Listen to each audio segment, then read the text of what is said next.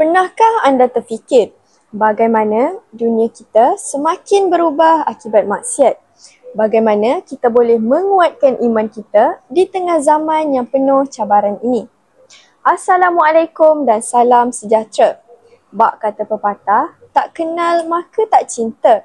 Jadi izinkan saya perkenalkan diri saya terlebih dahulu.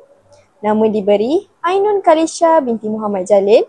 Saya berumur 16 tahun dan bersekolah di SMK Mat Kilau. Kod sekolah saya ialah CEA 4092. Di sekolah, saya memegang jawatan sebagai pengawas pusat sumber. Saya merupakan salah seorang peserta Pahang League. Saya juga pernah menyertai kem bengkel pantun peringkat negeri Pahang. Saya juga pernah menyertai pembentangan pembelajaran berasaskan kajian iaitu RBL peringkat negeri Pahang juga dan dianugerahkan sebagai pembentang terbaik. Di sekolah juga saya merupakan seorang imam muda atau nakibah. Hari ini kita melihat banyak perkara yang dahulunya dianggap salah kini menjadi biasa. Inilah yang dibincangkan dalam buku yang saya akan kongsikan pada hari ini. Buku yang saya pilih untuk dikongsikan pada hari ini bertajuk Maksiat Akhir Zaman karya Adenin Roslan. Buku ini diterbitkan pada tahun 2020 dan mempunyai 442 halaman bercetak. Melalui kulit buku ini sahaja, ia jelas menggambarkan kerosakan umat akhir zaman yang berleluasa. Pada pandangan pertama, saya sudah dapat membayangkan penceritaan yang diceritakan dalam buku ini. Penulis buku ini terkenal dengan gaya penulisan yang santai tetapi penuh dengan nasihat dan juga pengajaran. Beliau juga merupakan seorang penulis bagi syarikat yang diasasnya iaitu Tarbiyah Sentap.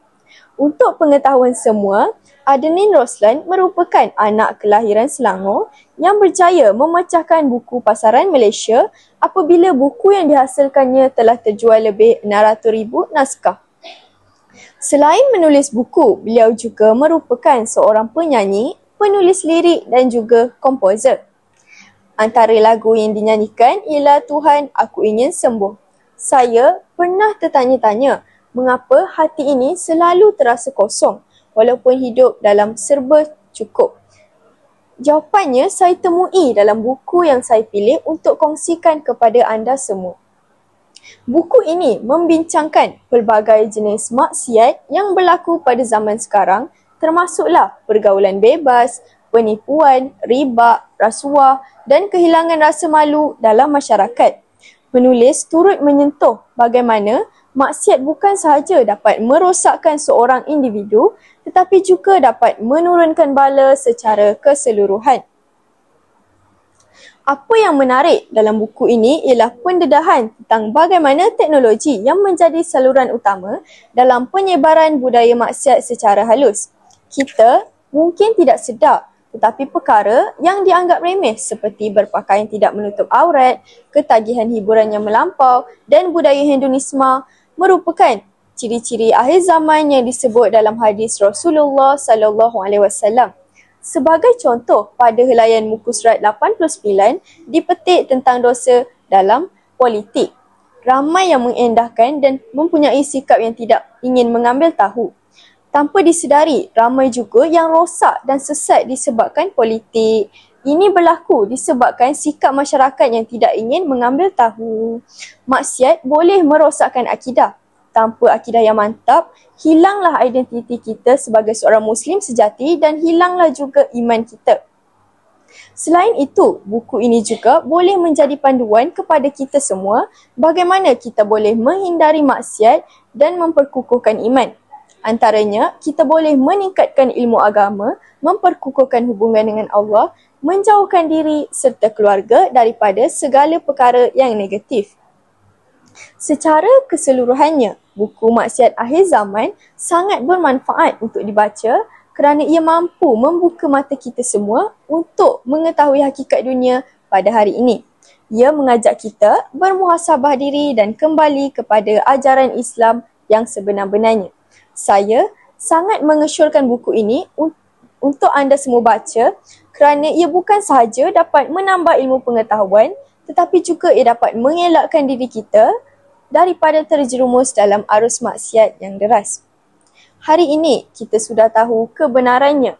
Persoalannya, adakah kita semua akan bertindak atau kita akan membiarkan diri kita hanyut dalam kebiasaan?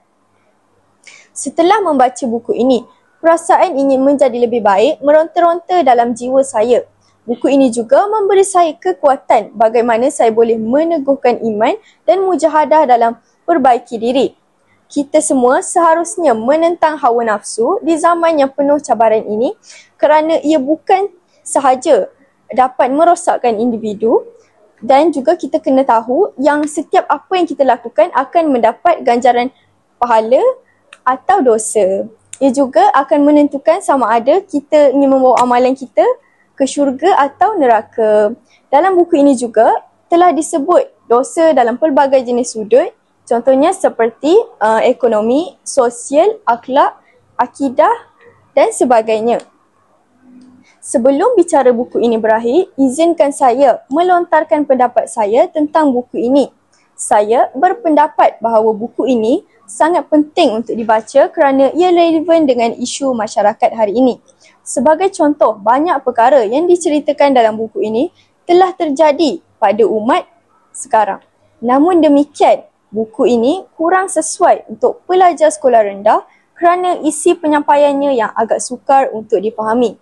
Saya mengesyorkan supaya penulis menggunakan teknik infografi supaya murid-murid dapat memahami dengan lebih mudah dan dapat menarik golongan muda untuk membaca buku-buku yang bermanfaat sebegini. Itu sahaja perkongsian saya pada hari ini. Okey, Alhamdulillah ya. Okey, cikgu ada beberapa soalan untuk ditanyakan kepada Ainun. Okey, berdasarkan bicara buku sebentar tadi, Ainun ada menyatakan yang media sosial menjadi pengaruh yang utama dalam penyebaran maksiat lah. Boleh berikan beberapa contoh dengan lebih terperinci? Betul. Budaya maksiat ni dia banyak disalurkan dalam media sosial. Contohnya seperti pengaruh daripada influencer yang mementingkan gaya hidup materialistik tanpa memikirkan keburukan kepada golongan muda yang mungkin pemikirannya hanya mementingkan gaya hidup glamour. Selain itu, fashion atau pakaian yang mencolok mata yang menyebabkan boleh berlakunya pelbagai jenis dan mendatangkan keburukan kepada kita, terutamanya perempuan. Contohnya seperti berpakaian ketat atau tidak menggunakan pakaian yang menggunakan material yang jarang. Berpakaian tidak menutup dada, tudung atas dada. Selain itu, budaya maksiat ini juga menyebabkan contohnya ada ikutan atau trend yang sedang terhangat di TikTok yang menyebabkan golongan muda ini ingin mencuba perkara yang mereka tak pernah mencuba. Itu sahaja. Okey, soalan yang kedua, bagaimana maksiat boleh memberikan kesan jangka panjang kepada masyarakat secara umum? Maksiat boleh memberi kesan jangka panjang. Contohnya seperti yang saya nyatakan, telah dinyatakan pelbagai sudut dalam buku ini. Contohnya dari segi ekonomi, berlakunya rasuah ataupun riba yang menyebabkan kejatuhan ekonomi negara. Selain itu, maksiat ni dia boleh, contohlah macam pergaulan bebas, ia boleh menyebabkan berlakunya penceraian dalam keluarga, lahirnya anak luar nikah. Dari segi akidah, macam saya nyatakan tadi, ia boleh merosakkan akidah kita dan hilangkan identiti kita. Ia juga boleh membatalkan iman kita. Dari sudut akhlak, ia akan menyebabkan apabila kita nampak perkara yang tidak baik, kadang-kadang kita pun rasa macam nak mencuba. Jadi benda tu akan dia jadi macam turun-temurun macam tu. Okey. Rasanya okey, satu lagi soalan. Sebagai ataupun selaku pengawal PSS ataupun imam muda, apakah tindakan ataupun langkah-langkah yang awak telah ambil sebelum ni bagi memberikan info lebih tentang maksiat ni kepada rakan-rakan? Apabila kita melihat rakan-rakan kita melakukan sesuatu keburukan, mestilah kita akan tegur dulu. Kita akan nasihat. Saya akan menasihati rakan-rakan supaya menjauhi perkara yang boleh mendatangkan kemungkaran atau keburukan pada diri sendiri. Contohnya macam menggunakan pakaian yang longgar. Maksudnya kadang-kadang ada pelajar sekolah yang dia menggunakan pakaian yang tidak sesuai dengan dia punya untuk dalam sekolah atau cara ke sekolah lah. Selain itu untuk pergaulan bebas, contohnya macam berjalan berduaan dekat sekolah, melakukan sesuatu yang tidak bermoral lah, yang tidak sepatutnya ada dalam sekolah. Itu saja. Okey. So terima kasih Ainun untuk jawapan kepada soalan-soalan cikgu tadi. Okey, rasanya kita dah berada di akhir rakaman. Okey, sekian daripada kami SNK Mat Kilau. Terima kasih. Terima kasih.